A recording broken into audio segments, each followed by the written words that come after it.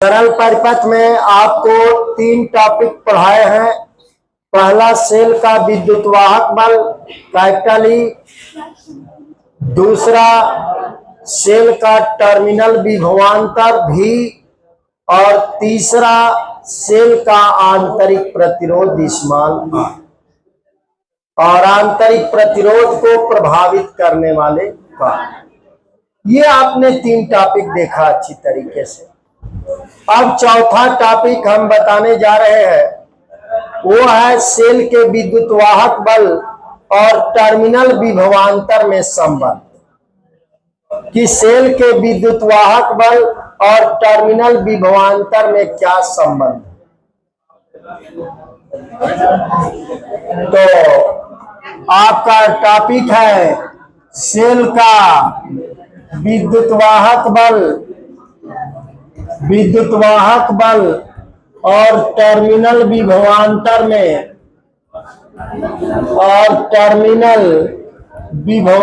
में संबंध।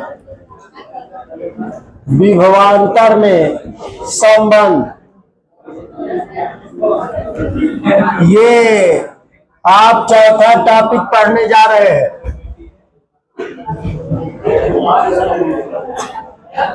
शांत रहिए। सेल का विद्युत वाहक बल और टर्मिनल विभवांतर में संबंध।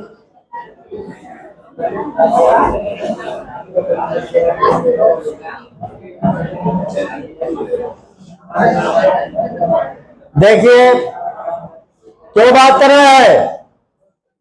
इसमें एक सेल लेंगे जिसका विद्युत वाहक बल कैपिटल ई मानेंगे, उस सेल का आंतरिक प्रतिरोध स्मॉल r मानेंगे, और उस सेल के टर्मिनलों के बीच वोल्टमीटर जोड़ेंगे जिससे वो टर्मिनल विभवांतर भी बताएगा, और उस सेल के बाहरी परिपथ में एक प्रतिरोध हम कैपिटल R जोड़ेंगे। एक बाहर प्रतिरोध जोड़ेंगे कैपिटल R। बाहर प्रतिरोध जोड़ने का मतलब कोई बल्ब लगा देना, कोई पंखा लगा देना, वो प्रतिरोध है। क्या बात है शुक्ला, बात करें।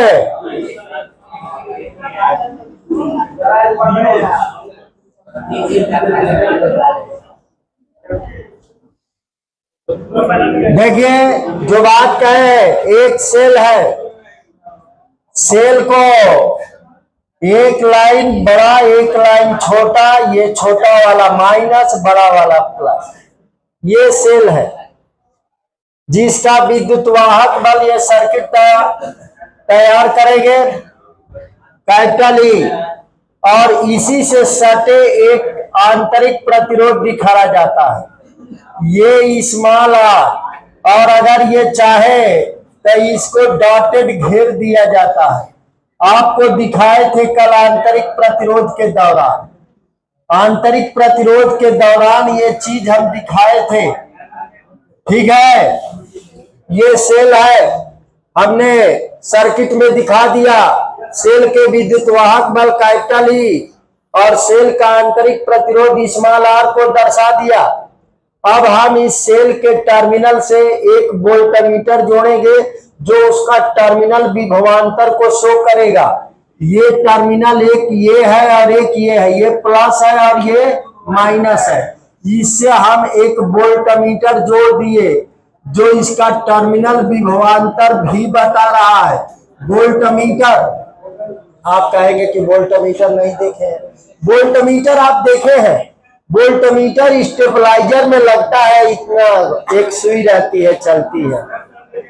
हाँ, वो वोल्टमीटर अलग से भी, शांत रहिए, अलग से भी दुकान पर जाएंगे, कहेंगे कि एक वोल्टमीटर दीजिए तो पूछेगा किस रेंज में चाहिए, मतलब कितने वोल्ट से कितने वोल्ट के रेंज में चाहिए, इस तरह से। तो इस क्यों बात करें, इस सेल के टर्मिनल विभवांतर भी शो कर दिया।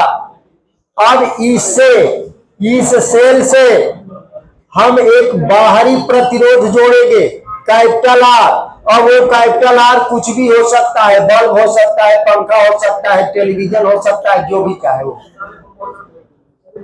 तो एक बाहरी प्रतिरोध हम जोड़ेंगे, बाहरी प्रतिरोध जोड़ दिए हम कैपिटल आर, लेकिन इसको इसको ऑन ऑफ करने के लिए एक हमने स्विच लगा दिया कुंजी, और धारा मापने के लिए एक अमीटर जोड़ दिया कि कितना वो धारा बताएगा।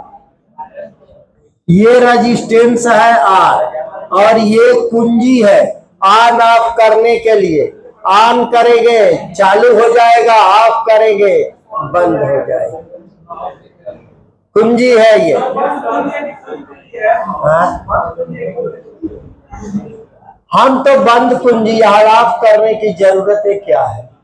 जब कुंजी को ऐसे बनाया जाता है, ऐसे कर दिया जाता है, तो ऐसे इसमें सटा देंगे तो ऑन हो गया, और ये जो है खुला है तो ऑफ है। लेकिन यहाँ पर हमको ऑन ही की जरूरत है, हम ऑफ क्यों रखें? कुंजी के ऐसे भी दर्शाया जाता है। क्यों बात कर रहे हैं आप? जरा देखिए, ये अमीटर है।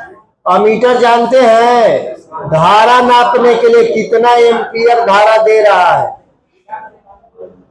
ठीक है, कितना एम्पियर करंट दे रहा है। अब शांत रहिए, सेल के अंदर धारा जो है माइनस इलेक्ट्रोड से प्लस इलेक्ट्रोड की ओर जाती है, तो ये धारा इधर आएगी, ये धारा इस प्रतिरोध में इधर जाएगी, ये धारा ऐसे चलेगी, ऐसे चलेगी, ठीक है ना? समझ में आ रहा है ये बात? बोलिए, ये सर्किट समझ में आ रहा है? एक सेल है जिसका विद्युतवाहक बल कैपिटल ई है, उसका आंतरिक प्रतिरोध स्मॉल आर है, उसका टर्मिनल विभवांतर भी है, उससे एक बाह्य प्रतिरोध कैपिटल आर जुड़ा है, और ये कुंजी है और ये अमीटर है। कुंजी और अमीटर नहीं भी बनाएंगे तो कोई बात नहीं। कुंजी है ऑन ऑफ करने के लिए, अमीटर है धारा नापने के लिए। और इसमें कितनी धारा बह रही है? आई धारा बह रही है, ठीक है। ये सर्किट है एक सेल के लिए, ये सर्किट बनाइए।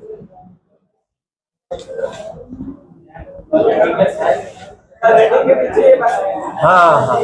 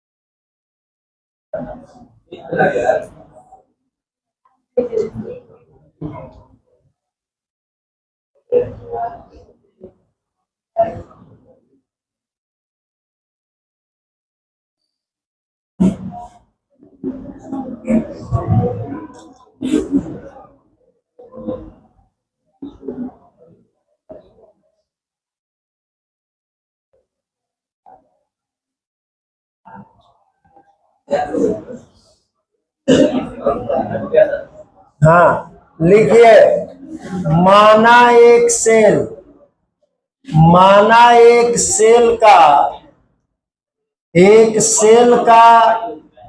विद्युत वाहक बल कैपिटल ई तथा आंतरिक प्रतिरोध स्मॉल आर है, स्मॉल आर। हर सेल का ये अपना होता है, उसका अपना विद्युत वाहक बल होता है, उसका अपना आंतरिक प्रतिरोध स्मॉल आर। इस सेल का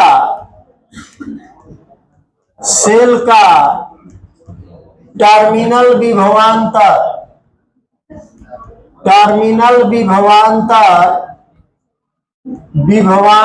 भी है।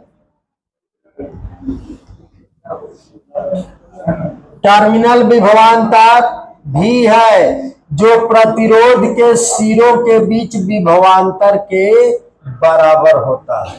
बाहरी प्रतिरोध के सिरों के बीच ये बराबर होता है। टर्मिनल विभवांतर कितना शो करेगा? जितना बाहरी प्रतिरोध के सिरों के बीच विभवांतर है, ठीक है ना। इसके बीच भी आएगा, इसी के बीच वोल्टमीटर लगा है, भी आएगा।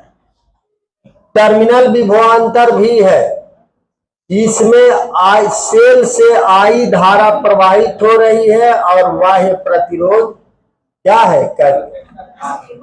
इस सेल से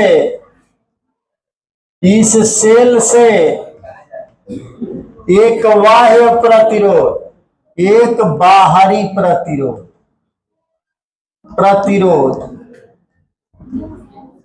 कैपिटल आर जुड़ा है, बाहरी प्रतिरोध कैपिटल आर जुड़ा है इस सेल से। नहीं समझ में आए? मान लीजिए कि डीसी फैन लेते हैं, बैटरी से जोड़ देते हैं, हो गया, ठीक है ना। बाहरी प्रतिरोध डीसी फैन है, चाहे बल्ब एक छोटा सा जोड़ देते हैं, बाहरी प्रतिरोध, ठीक है। बाहरी प्रतिरोध कैपिटल आर जुड़ा है। सेल से प्रवाहित धारा आई है,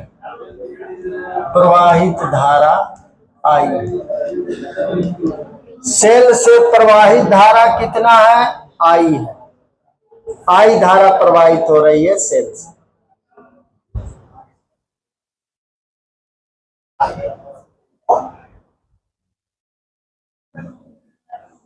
क्लियर? माइनस इलेक्ट्रोड से प्लस इलेक्ट्रोड की ओर धारा दिखाया जाता है सर्किट में, ठीक है। अब परिपथ का कुल प्रतिरोध, अब ये स्मॉल आर और कैपिटल आर में धारा एक ही जा रहा है ना, तो ये किस क्रम में है? श्रेणी क्रम में। तब परिपथ का कुल प्रतिरोध कितना है? कुल प्रतिरोध बराबर capital R plus small R. परिपथ का कुल प्रतिरोध capital R plus small R, ठीक है ना। जितना कैपिटल आर में धारा है उतना ही स्मॉल आर में धारा है, श्रेणी क्रम में है दोनों।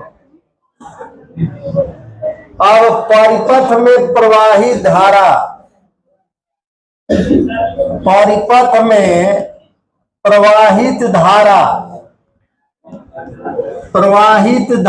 आई बराबर, परिपथ में प्रवाहित धारा आई बराबर विद्युत वाहक बल बटा कुल प्रतिरोध। विद्युत सेल का विद्युत वाहक बल बटा आई बराबर वोल्टेज बटा प्रतिरोध होता है ना। विद्युत वाहक बल, कुल विद्युत वाहक बल, तो एक ही सेले है, कुल विद्युत वाहक बल बटा कुल प्रतिरोध, कुल प्रतिरोध किसी भी परिपथ के लिए, किसी भी, शांत रहिए, किसी भी परिपथ के लिए धारा अगर देखा जाए परिपथ में मेन धारा, तो कुल विद्युत वाहक बल बटा कुल प्रतिरोध हमेशा इस्तेमाल कीजिए। अब कुल विद्युत वाहक बल क्या है, एक ही सेल है तो उसका विद्युत वाहक बल कितना है, कैपिटल ई है, और कुल प्रतिरोध कितना है, कैपिटल आर प्लस स्मॉल। तो आई बराबर क्या होगी, कैपिटल ई बटा कैपिटल आर प्लस स्मॉल। कुल विद्युत वाहक बल कैपिटल ई है, ये ना है सेल, एक ही ना सेल है।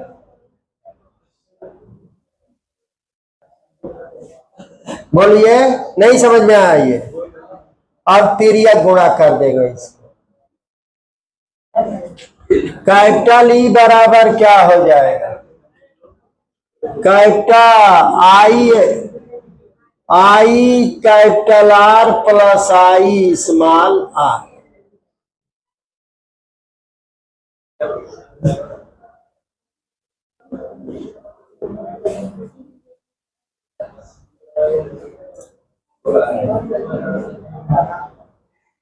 तो टर्मिनल विभवांतर भी किसके बराबर होगा, प्रतिरोध आर के सिरों के बीच विभवांतर।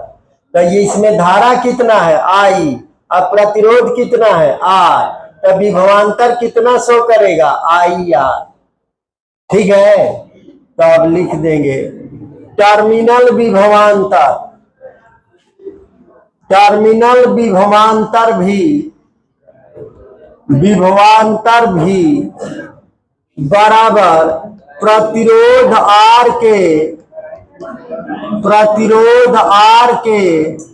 सिरों के बीच विभवांतर, सिरों के बीच विभवांतर बराबर कितना होगा, आई गुणे कैपिटल आर।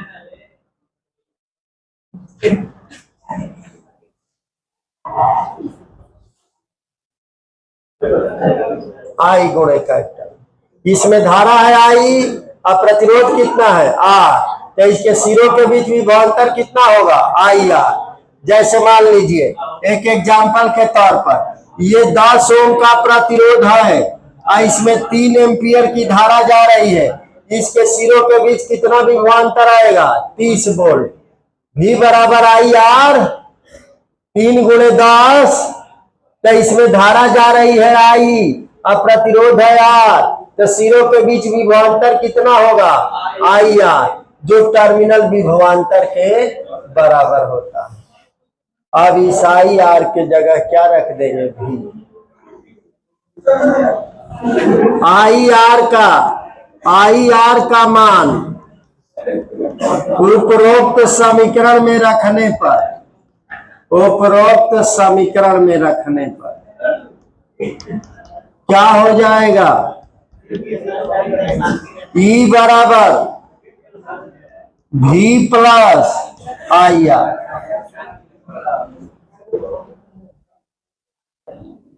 कैपिटल ई बराबर भी प्लस आई आर, इतना के जगह क्या रखा जाएगा, भी बराबर क्या है, आई आर, तो ई बराबर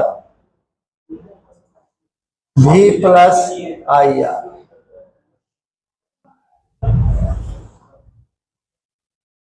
अब यहां से पक्षांतर करके भी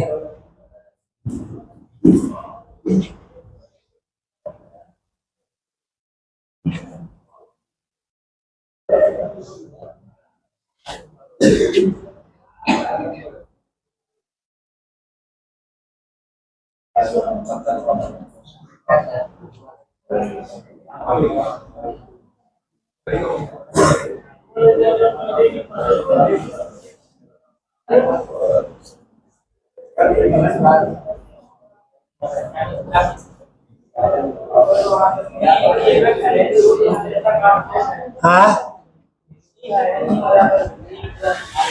हाँ हाँ, बैटरी का विद्युत वाहक बल, हाँ वो फिक्स रहता है। क्या? हाँ, अब बात सुनिए ना, पहले पूरी बात अभी खत्म नहीं हुआ है। अब यहाँ से पूरी बात सुनने के बाद वो सवाल उठाइए, अपने आप जवाब मिल जाएगा। अब यहाँ से भी बराबर लिखिए, क्या हो जाएगा? E minus I are.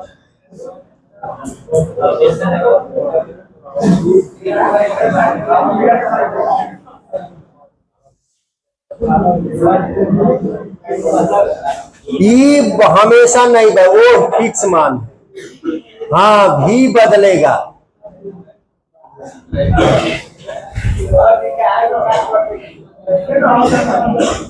बात ना कीजिए, ये शो कर रहा है कि सेल का टर्मिनल विभवांतर सेल के विद्युतवाहक बल से सदैव कम होता है, इसलिए कि री में से इतना मान घटा है।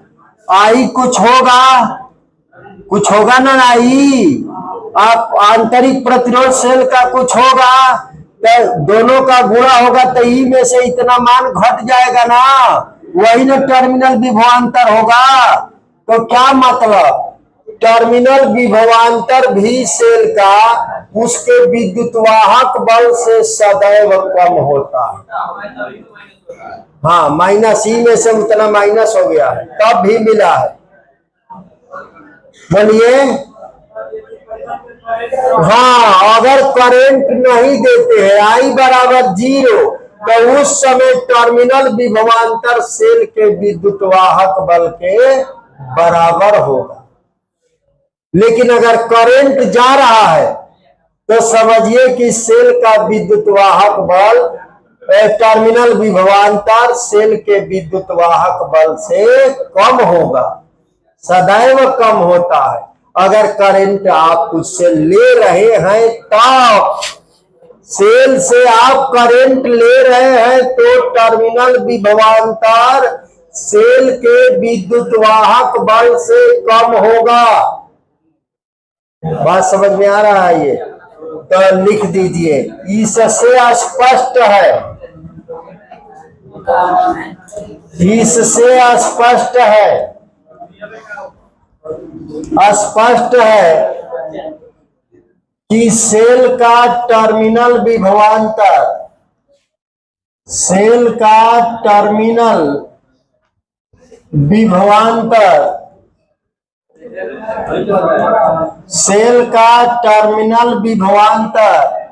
सेल के विद्युतवाहक बल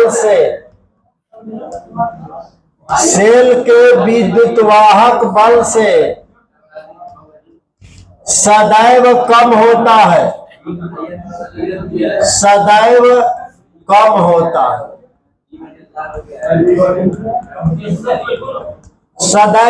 होता है।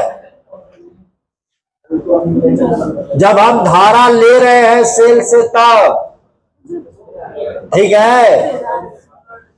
अब अगर धारा नहीं लेते हैं, कुंजी ऑफ है, ऑन नहीं है, सेल से धारा नहीं लेते हैं, आई बराबर 0 तो उस समय टर्मिनल विभवांतर सेल के विद्युतवाहक बल के आई बराबर 0 हो जाएगा, तो पूरा वैल्यू 0 हो जाएगा। तो टर्मिनल विभवांतर विद्युतवाहक बल के बराबर है। लिख देंगे, जब सेल से धारा नहीं ली जाती है, जब सेल से धारा नहीं ली जाती है,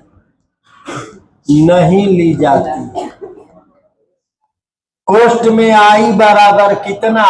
0।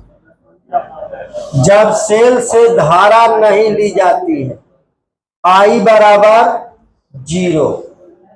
जब सेल से धारा नहीं ली जाती है, आई बराबर 0, तब ये 0 हो जाएगा।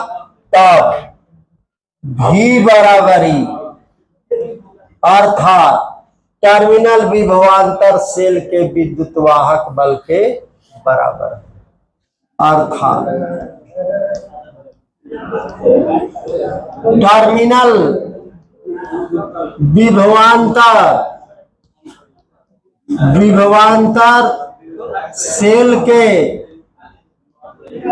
विद्युत वाहक बल के बराबर होगा, वाहक बल के बराबर होगा। सेल के विद्युत वाहक बल के बराबर होगा जब धारा नहीं ली जाती है। अगर धारा लेंगे तो टर्मिनल विभवांतर जो है सेल के विद्युत वाहक बल से क्या होगा, कम। सेल का विद्युत वाहक बल तो फिक्स रहता है, वो कहाँ बदलने वाला है।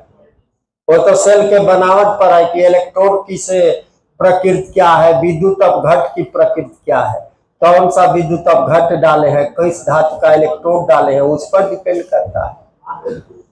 डेनियल सेल है कि शुष्क सेल है कि मरकरी सेल है कि कौन सा सेल है, उस पर डिपेंड। सबका अपना अपना होता है ईएमएफ। हाँ, शांत रहिए।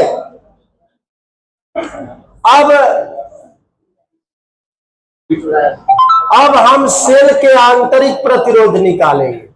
सेल का आंतरिक प्रतिरोध इसी फार्मूले के जरिए हम निकालेंगे, स्मॉल आर का मान। स्मॉल आर का मान निकालेंगे सेल का आंतरिक प्रतिरोध। तो अब लिख दीजिए इसी में सेल का आंतरिक प्रतिरोध, सेल का आंतरिक प्रतिरोध, आंतरिक प्रतिरोध की गणना, आंतरिक प्रतिरोध की गणना। सेल के आंतरिक प्रतिरोध की गणना कैसे करेंगे?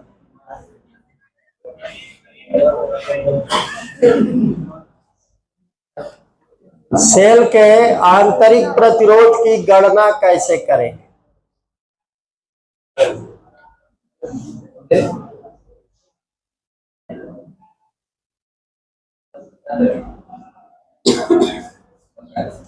अब इसी सूत्र से आएंगे, लिखेंगे इस सूत्र को उपरोक्त सूत्र से, यानी V बराबर E माइनस आई आर से।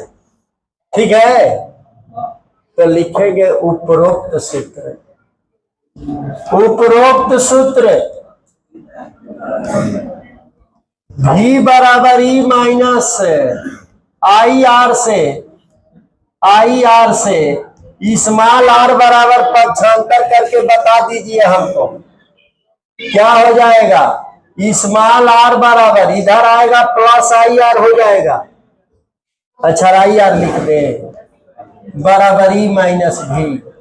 अब ठीक है, अब पक्षांतर ठीक है। तो स्मॉल आर बराबर ई माइनस भी बटा आई।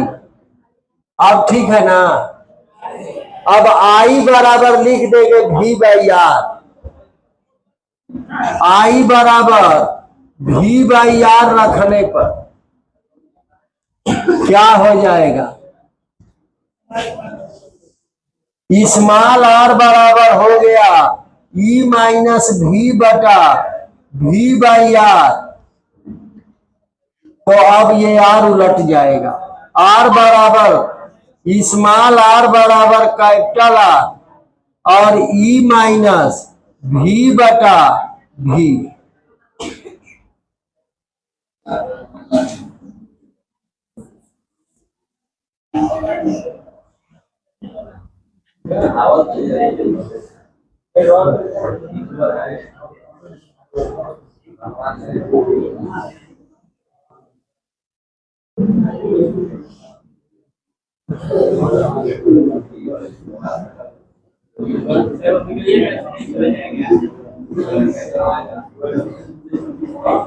अब अलग अलग दो हिस्से में इसको बांट दीजिए तो क्या हो जाएगा। ये स्मॉल आर बराबर कैपिटल आर ई बटा भी अब माइनस भी बटा भी, ई बटा भी अब माइनस भी बटा भी वन। ये सेल के आपका ये बाहरी प्रतिरोध है, सेल का विद्युत वाहक बल है, टर्मिनल विभवांतर है। अगर ये मालूम है तो उस सेल का आंतरिक प्रतिरोध हम क्या कर सकते हैं, गणना कर सकते हैं।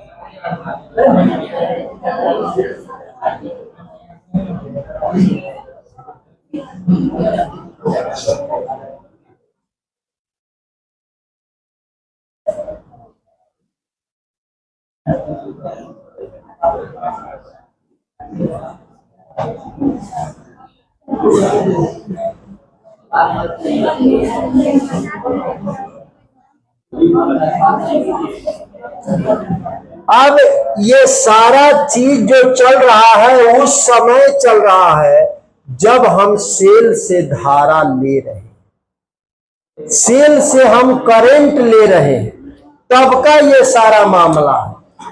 अब अगर हम सेल को धारा दें, सेल को चार्ज करें, यानी सेल को हम धारा दें, तो उस समय ये जो समीकरण है ये बदल जाएगा, ये प्लस हो जाएगा। यानी टर्मिनल विभवांतर सेल के विद्युत वाहक बल से ज्यादा होना चाहिए चार्जिंग करने के लिए। क्यों बात कर रहे हैं? अगर 12 वोल्ट की बैटरी को चार्ज करना है तो 12 वोल्ट से अधिक वोल्ट से जोड़ना पड़ेगा, इसलिए कि टर्मिनल विभवांतर सेल के विद्युत वाहक बल से अधिक होना चाहिए, इसलिए कि अगर चार्जिंग करते हैं तो ये प्लस हो जाए। अगर आप धारा ले रहे हैं तो धारा आप ले रहे हैं तब समीकरण है। अगर सेल को धारा दे रहे हैं यानी सेल को चार्ज कर रहे हैं तो उस समय टर्मिनल विभवांतर V बराबर E प्लस IR होता है, अर्थात टर्मिनल विभवांतर सेल के विद्युत वाहक बल से अधिक होता है। ये नोट में बात लिखी है।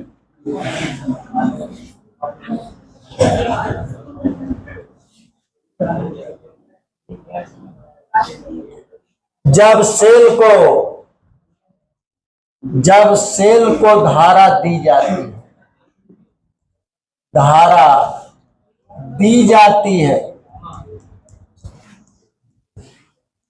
अर्थात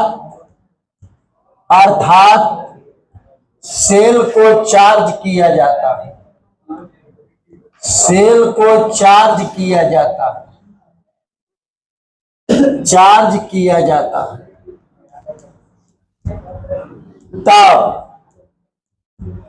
तब V बराबर E प्लस IR, तब V बराबर E प्लस IR, अर्थात टर्मिनल विभवांतर सेल के विद्युत वाहक बल से बड़ा होता है, अधिक होता है।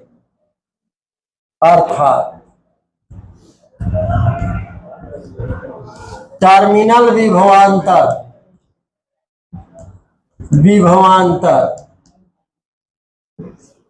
सेल के विद्युत वाहक बल से अधिक होता है, अधिक होता है। यानी जो टर्मिनल से लगा करके आप चार्ज कर रहे हैं तो जिसे टर्मिनल पर लगाएंगे, खूंटिया मतलब टर्मिनल, बात समझ में आ रहा है? प्लस माइनस टर्मिनल है वो जो खूंटिया, ठीक है। तो उसको चार्ज करेंगे, बाहर से स्रोत लगाएंगे ना, तो जो स्रोत का वोल्टेज होगा वो सेल के विद्युत वाहक बल से, तब का 6 वोल्ट की बैटरी से 12 वोल्ट की बैटरी चार्ज कर देंगे आप।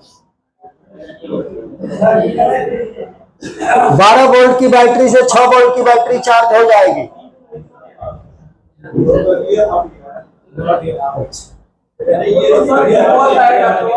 क्या चीज हिल गया? अगर दोनों समान जाएगा, हाँ क्या चीज नहीं चार्ज होगा, नहीं होगा, अधिक होना चाहिए। तो अभी आप पढ़ रहे थे, अभी आप जो है पढ़ रहे थे टर्मिनल विभवांतर और विद्युत वाहक बल में संबंध, ये टॉपिक चला था। अब इस टॉपिक पर 2 क्वेश्चन बोलेंगे, उसके बाद से जो तीसरा अगला टॉपिक आएगा सेलों का संयोजन, यानी सेलों को किस तरह से जोड़ेंगे, कब जोड़ने से ज्यादा लाभ मिलेगा। 3 क्रम बताएंगे, श्रेणी क्रम, समांतर क्रम और मिश्रित क्रम, और उसके बाद से किरचॉफ का नियम और व्हीटस्टोन ब्रिज, ये अध्याय समाप्त हो जाएगा। ठीक है, तो समय हो गया है।